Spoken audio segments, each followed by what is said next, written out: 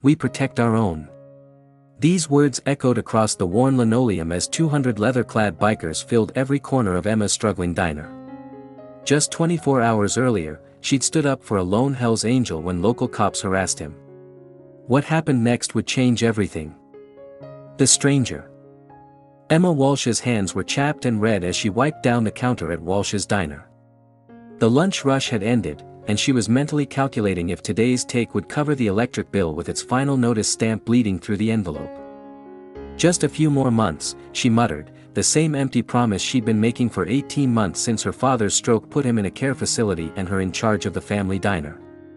Her nursing career, apartment, city life, all on hold for a small-town greasy spoon bleeding money. The bell above the door jingled, and Emma glanced up. Her stomach tightened instantly. A mountain of a man in worn leather pushed through the doorway. His weathered face was half hidden behind a wild gray beard. Faded tattoos crawled up his forearms. But it was the patch on his vest, the unmistakable death's head insignia of the Hells Angels, that made the room go still. The handful of customers froze. Old Mrs. Wilson clutched her pearls. The Thompson brothers stopped mid-bite.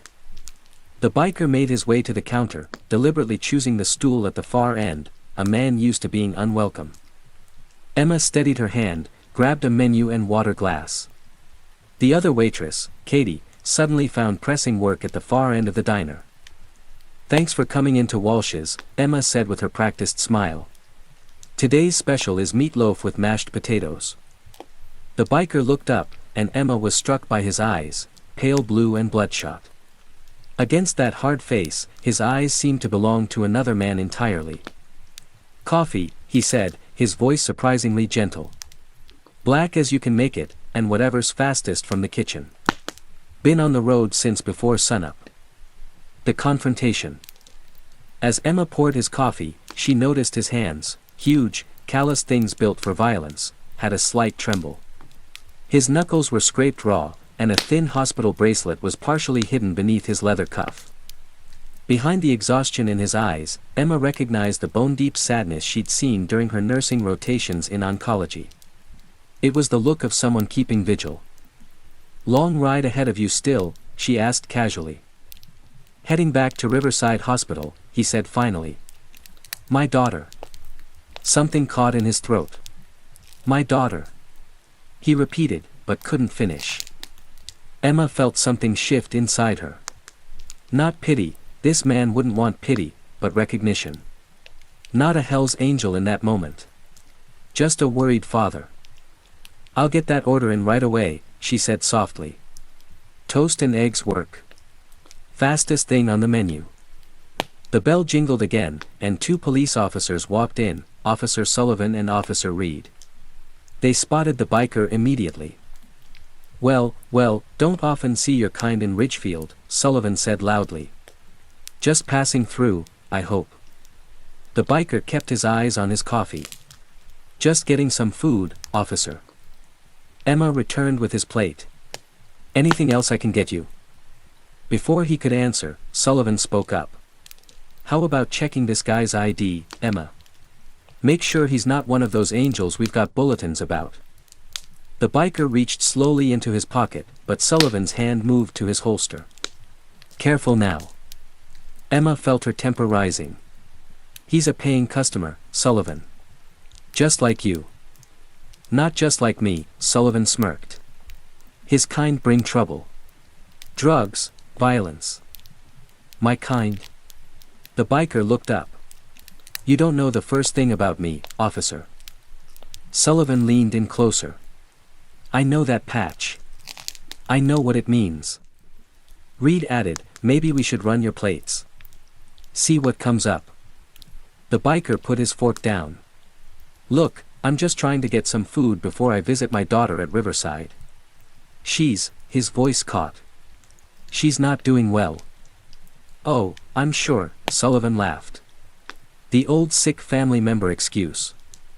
Something in Emma snapped. "That's it," she said firmly. "You're done harassing my customers, Sullivan." The diner went silent. No one spoke to Officer Sullivan that way. "Excuse me." Sullivan turned to Emma, eyes narrowing. You heard me. He came in for a meal. He's been nothing but polite, and you're treating him like a criminal. You don't know who you're defending, Emma, Reed warned. I'm defending a customer in my diner. And unless you have an actual reason to suspect him of something besides his clothing, I'd appreciate if you let him eat in peace. Sullivan stood up, towering over Emma. Your dad would be real disappointed to see you taking sides against the law, Emma. That was a low blow.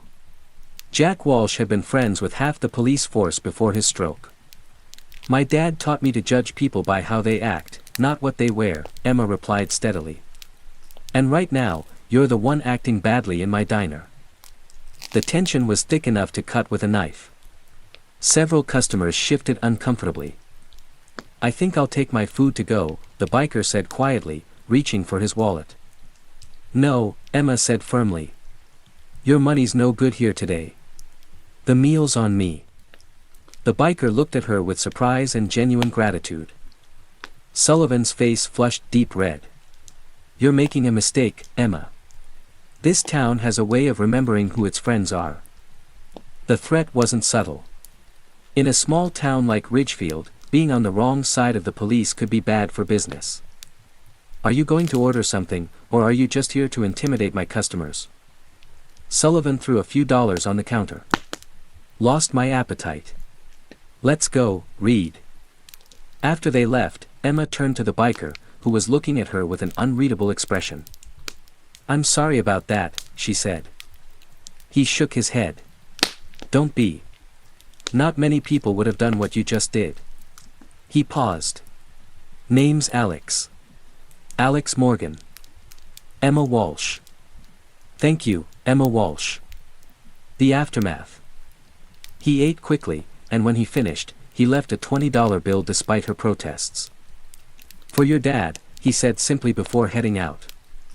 By closing time, Emma had overheard enough whispered conversations to know the story was spreading through town like wildfire. That night, at her father's bedside at the care center, she told him about her day. I don't know if I did the right thing, Dad, she said, even though his stroke had left him unable to respond. But I couldn't just stand by. The next morning, Emma arrived at the diner to find a "closed until further notice" sign taped to her window. Beneath it, scrawled in red marker, "No biker lovers in Ridgefield." Inside, nothing seemed disturbed, but the message was clear. The breakfast rush was noticeably lighter than normal. By lunchtime, it was obvious that word had spread. The diner was eerily quiet, with only a handful of regulars. Around 2 o'clock, with the diner empty, Emma leaned against the counter, fighting back tears. The diner wasn't just a business. It was her father's legacy. Now it might all disappear because she'd stood up for a stranger. The familiar jingle of the bell interrupted her thoughts. A man in his 50s stood in the doorway, dressed in jeans and a plain shirt. The only hint of his affiliation was a small Hell's Angels pin on his leather jacket. Behind him was a woman about the same age, her gray hair in a neat braid. Emma Walsh, the man asked. I'm Daniel Morgan, Alex's brother, he said, extending his hand. This is my wife, Grace. Alex told us what you did for him yesterday, Grace explained. He would have come himself, but he's still at the hospital with Lily. That's his daughter. How is she? Emma asked. Touch and go, Daniel replied grimly. Cancer. Stage 4. They're trying an experimental treatment at Riverside. Alex said you were kind to him when not many would be, Grace continued. Said you stood up to those cops like you'd been doing it all your life. Emma shrugged, embarrassed. Anyone would have done the same. Daniel shook his head. No, they wouldn't. And from the looks of this place, you're paying for it now. We wanted to thank you properly, Grace said. I don't need money, Emma said quickly. Daniel held up his hands. Wouldn't dream of offering. But we thought maybe we could send some business your way. The reunion. Before Emma could ask what he meant, the rumble of motorcycle engines filled the air. Not just one or two, but dozens, growing louder by the second. Emma moved to the window, her eyes widening as motorcycle after motorcycle appeared outside her diner. They came from both directions, filling the street, the parking lot, then spilling over to the vacant lot next door. At least 200 bikers, men and women of all ages, most wearing Hell's Angels colors, dismounted in waves. "What? What is this?" Emma asked, barely audible above the rumble. Daniel smiled. Alex reached out to some of the local chapters last night. Told them about a diner owner who showed him respect when he needed it most. Word travels fast in our community. But there must be over 200 people out there. 217 by my last count, Grace corrected with a smile. And they've all been riding since dawn. I imagine they're pretty hungry. As if on cue, the bell jingled and the first group of bikers entered. They were polite, almost deferential, greeting Emma with respect before taking seats. Then more came in, filling every table, lining up at the counter, standing patiently when there was nowhere left to sit. A large man with a full white beard approached her. "You must be Emma. I'm Marcus, president of the Riverside chapter. Alex is one of ours." He extended a massive hand. "I don't think I have enough food," Emma admitted. Marcus laughed. "Already taken care of. Grace called ahead to your suppliers. Got a big delivery coming in 20 minutes. Don't worry about the cost. It's covered." Emma looked around in disbelief as her diner, which had been a ghost town moments before, now buzzed with life. The bikers were ordering coffee, water, whatever she had ready, all paying in cash, all leaving generous tips. "I don't understand," she said to Marcus. "You did all this for me? Because of what happened with Alex?" Marcus's expression grew serious. "People see our patches and think they know who we are. Most times, they treat us like we're not even human. Alex was on his way to maybe say goodbye to his daughter, and those cops were giving him grief just because of what he was wearing." He paused. "What you did, standing up for one of our brothers when it wasn't the easy thing to do, that means something to us." Outside, the rumble continued as more riders arrived. Across the street, people gathered on the sidewalk, watching in amazement. She even spotted Officer Reed among them, looking utterly bewildered. The bell jingled again, and Emma turned to see Alex Morgan standing in the doorway, looking tired but somehow lighter than before. "Hope you don't mind me bringing a few friends," he said with the ghost of a smile. Emma laughed, the tension breaking. "I think I can squeeze them in." For the next few hours, Emma and her hastily called waitresses worked harder than ever.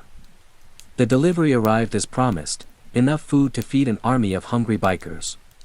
Every table was full, with customers rotating out so new arrivals could eat. The cash register filled and had to be emptied twice.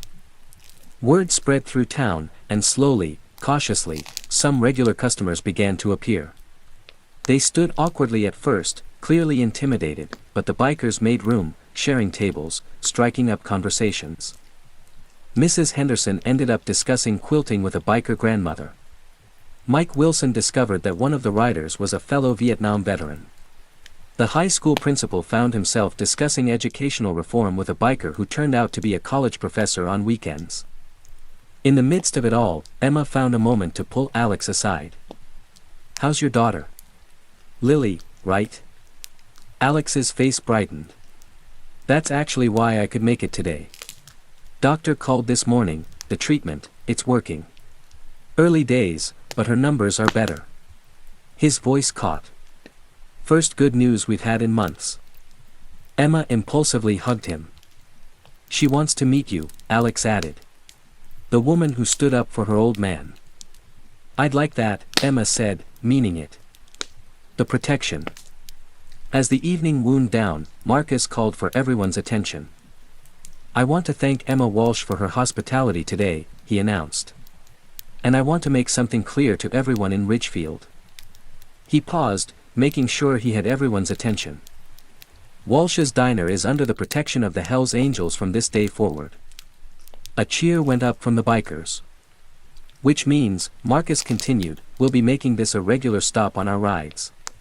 And we'd take it as a personal affront if anyone in this town gave Miss Walsh any trouble about who she chooses to serve in her establishment. He fixed his gaze on Officer Reed, who had eventually ventured inside and was now sitting uncomfortably in a corner booth. "Are we clear?" Marcus asked. Reed nodded quickly. "Good." Marcus smiled. "Now, who's ready for pie? I hear Emma's apple pie is the best in 3 counties. Another cheer, and the conversations resumed. Later that night, after counting the day's receipts, more money than she'd made in the past 2 weeks combined, Emma drove to see her father. Something had changed in Ridgefield. The town that had been ready to ostracize her that morning had been given a glimpse behind the leather and patches, had seen the humanity in people they'd been taught to fear. The next morning, Emma arrived at the diner to find a package leaning against the door. Inside was a leather vest, custom-made with "Walsh's Diner" emblazoned across the back, surrounded by the words, "Friends of the Angels." Pinned to it was a note in rough handwriting, "For the bravest diner owner we know. Lily's doing better. She still wants to meet you. Alex." Emma hung the vest behind the counter, right next to her father's old apron. When Officer Sullivan came in for coffee an hour later, unusually subdued and polite, Emma served him with the same smile she gave every customer. After all, her father had taught her to judge people by how they act, not what they wear. And sometimes it took a diner full of bikers to remind a town what that really meant. Sometimes courage isn't about grand gestures or dramatic stands. Sometimes it's just about serving coffee to a stranger when everyone else turns away, and changing the world one cup at a time.